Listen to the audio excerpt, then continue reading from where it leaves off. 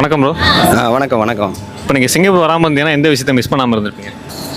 Singapore வராமல் இருந்தால் என் ஊரை தான் நான் இப்போ ரொம்ப மிஸ் பண்ணுறேன். ஆக்சுவலி நான் வந்து பட்டுக்கோட்டை வட்டம் கரமையம் கிராமத்துலேருந்து வரேன். ஊரில் நான் ஒரு வார்டு கவுன்சிலர்.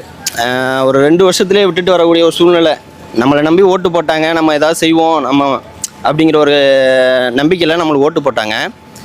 ஆனால் அவங்களே நம்ம வந்து ஏமாற்றிட்டு வந்த மாதிரி ஒரு உறுத்தல் இருந்துக்கிட்டே இருக்குது. கஜா புயல் அப்படிங்கிறது ஊரே ஒரு புரட்டி போட்டுச்சு. அதுக்கப்புறம் இப்போ ஒரு புயல் வந்துருச்சு அப்படின்னு சொன்னாங்க. அது சொன்னோடனே எனக்கு ரொம்ப பதஷ்டமாயிருச்சு. ஏன்னா ஊரோட நிலவரம் இப்போதைக்கு விவசாயத்தை நம்பி தான் எல்லாருமே இருக்காங்க.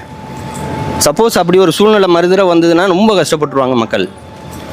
ஓகே, ஆண்டவன் முன்னியத்தில் அது நகர்ந்து போயிடுச்சு அப்படின்னு நம்ம நம்புகிறோம். ரெண்டாவது, நம்ம இங்கே வந்ததுக்கான சூழ்நிலை ஏற்கனவே நம்ம சிங்கப்பூர்லேருந்து போகும்போது கூட இந்த ஊருக்கு நம்ம வரக்கூடாது அப்படின்னு நினச்சி தான் நம்ம போனோம். ஆனால் நம்ம மறுபடியும் வரக்கூடிய ஒரு சூழ்நிலையை உருவாக்கி நம்மளுடைய சூழ்நிலை அப்படி நம்மளை உருவாக்கிடுச்சு. சிங்கப்பூருக்கு நம்ம வந்தது நம்ம ஃபேமிலிக்காக நம்ம வந்திருக்கோம். ஆனால் நம்ம ஃபேமிலி இப்போ இங்கே வந்ததுக்கப்புறம் ரொம்ப மிஸ் பண்ணுறோம். ஃபேமிலியில் இருக்கக்கூடிய நல்லது கெட்டதுகளை நம்மளால் கலந்துக்க முடியல. நம்மளுடைய குழந்தைங்களை நம்மளால் எடுத்து கொஞ்சம் முடியல.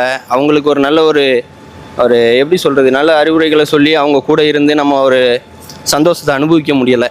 அது மாதிரி இருக்கும்போது நம்மளுக்கு ஒரு கஷ்டம் ரொம்ப தான் இருந்துக்கிட்டு இருக்கு. என்ன தான் காசு பணம் சம்பாதிச்சாலும் நம்மளோட சந்தோஷத்தை நம்ம ரொம்ப மிஸ் பண்ணுறோம் அப்படிங்கிற மாதிரி ஒரு உறுத்தல் நம்ம மனசில் எப்பயும் இருந்துக்கிட்டு இருக்கு. இது எவ்வளோ நாளைக்கு போகணும்னு தெரில. இருந்தாலும் ஊர் மக்களையும் விட்டு வந்தது அது நம்மளுக்கு ஒரு சங்கடமாக இருந்தாலும் இப்போது நம்ம குடும்பத்தையும் விட்டுருக்கோம்.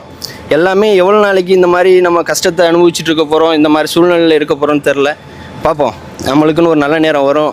திரும்பவும் போய் அந்த மக்களுக்கு ஏதாவது நம்ம செய்யணும், நம்ம குடும்பத்துக்கு நம்ம ஏதாவது செய்யணும். அதுக்கு தகுந்த மாதிரியான ஒரு சூழ்நிலையை உருவாக்கிட்டு நம்ம போகணுங்கிற ஒரு வைராக்கியத்தோடு நம்ம இருக்கோம். கண்டிப்பாக அதுக்கான நல்ல நேரம் வரும்னு நினைக்கிறேன். கண்டிப்பாக அதோட வெற்றியோடு தான் நம்ம திரும்புவோம். Okay okay bro, thank you.